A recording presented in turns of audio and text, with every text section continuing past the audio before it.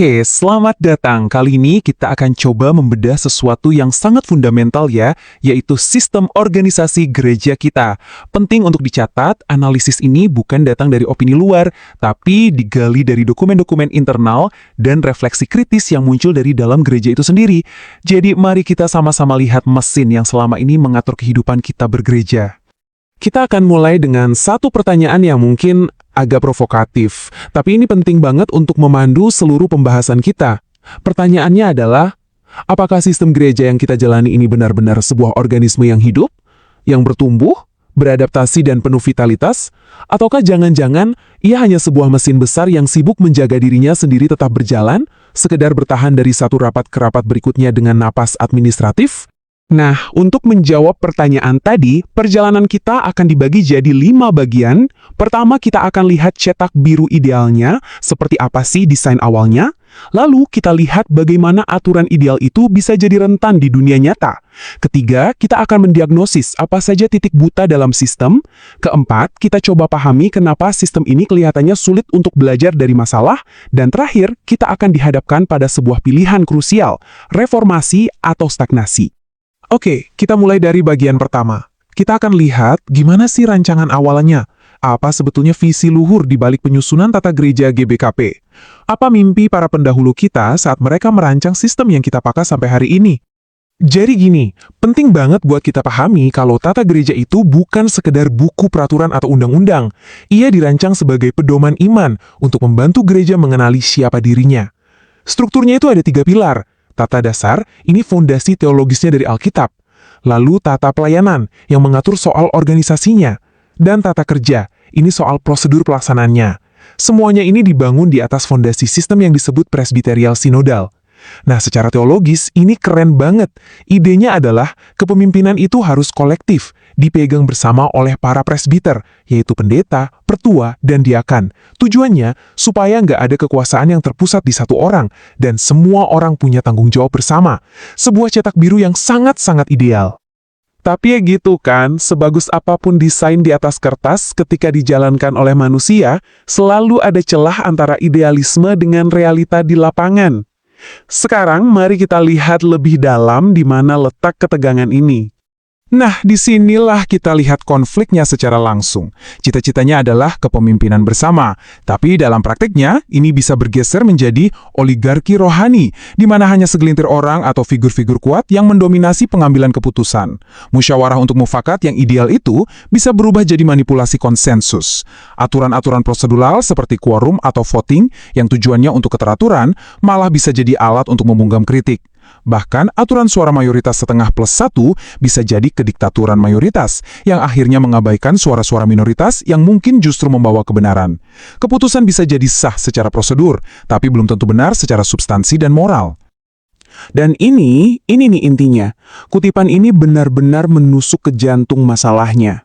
Kepatuhan pada prosedur ternyata nggak otomatis menjamin kesehatan spiritual sebuah organisasi.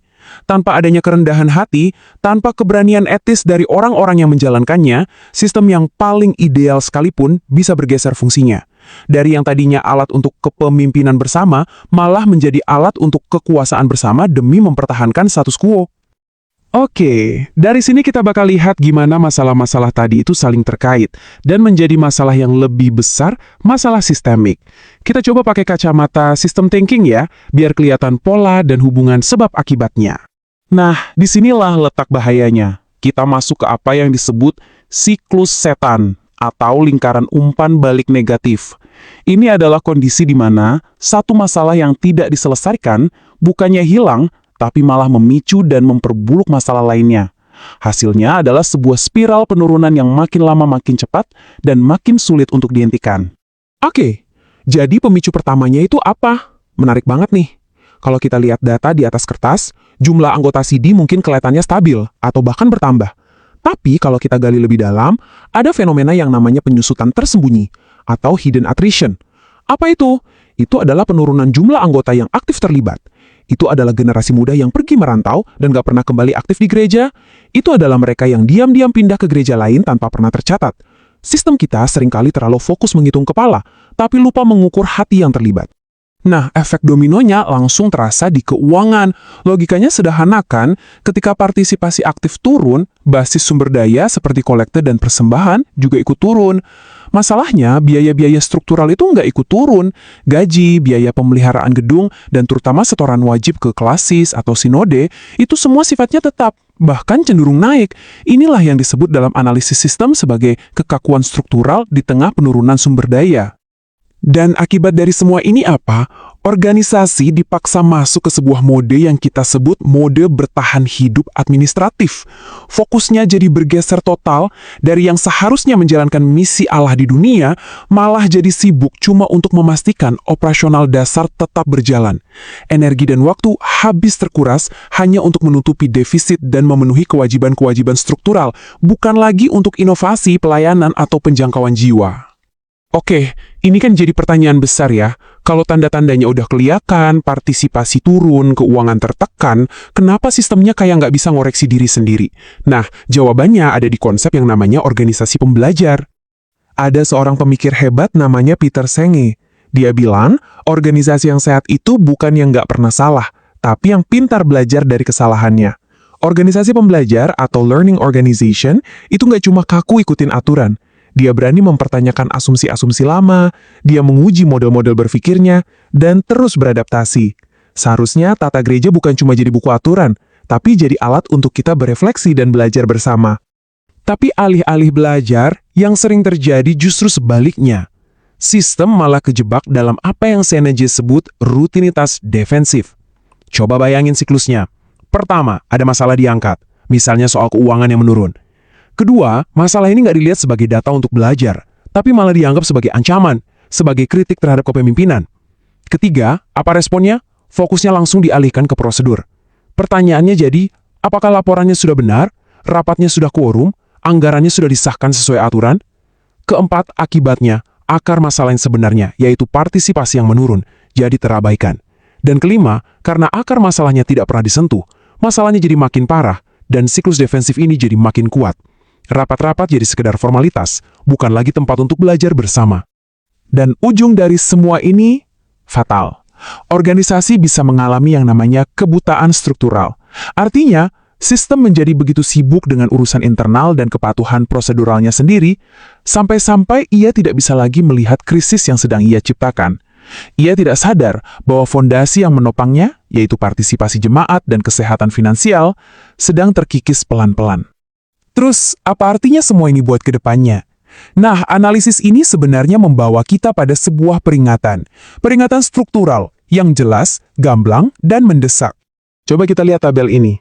Ini semacam matriks risiko, kita pakai penanda waktu misalnya tahun 2026 sebagai proyeksi. Ancaman terbesarnya itu bukan keruntuhan total yang tiba-tiba. Bukan. Ancamannya jauh lebih halus, yaitu pergeseran perlahan menuju kondisi yang bisa digambarkan sebagai administratively stable, spiritually fatigued, and financially pressured. Apa artinya? Secara administratif stabil, rapat-rapat tetap jalan, laporan tetap dibuat. Tapi secara spiritual lelah, nggak ada lagi energi untuk misi dan inovasi. Dan secara finansial selalu tertekan, selalu diambang defisit. Kepemimpinan yang terlalu bergantung pada beberapa figur kunci beresiko burnout dan krisis regenerasi. Sementara disiplin gerejawi yang hanya fokus pada moralitas individu, gagal total menangani kegagalan sistemik atau keputusan-keputusan strategis yang buruk. Lalu, apa yang harus diubah? Analisis ini menunjukkan kalau solusinya bukan cuma, ayo kita lebih taat aturan. Nggak sesederhana itu. Ini butuh pergeseran fundamental dalam pola pikir dan budaya organisasi. Kita butuh transparansi sistemik, bukan cuma laporan yang dibacakan di sidang. Kita butuh evaluasi kinerja yang dilembagakan, baik untuk pelayan maupun program. Kalau kita bandingkan dengan praktik di gereja-gereja reform lain di dunia, seringkali ada mekanisme audit eksternal yang jadi standar, ada jalur banding yang jelas, dan yang terpenting, semangat Ecclesia Reformata Semper Reformanda, gereja yang terus-menerus memperbarui dirinya, itu benar-benar dihidupi. Kritik tidak dilihat sebagai ancaman, tapi sebagai alarm yang sangat vital. Dan sampailah kita di pertanyaan pamungkas. Pertanyaan yang paling krusial dari semua ini. Ini bukan seruan yang emosional, tapi sebuah tantangan struktural yang akademis untuk kita renungkan bersama. Dengan segala aturan dan kekakuan yang ada di dalamnya, apakah tata gereja kita saat ini sebenarnya menjadi penghalang, atau justru ia bisa menjadi pendorong bagi pembaruan yang sangat kita butuhkan demi kelangsungan hidup gereja yang sejati? Pilihan antara reformasi atau stagnasi ada di depan mata kita. Terima kasih telah menyimak pembahasan ini.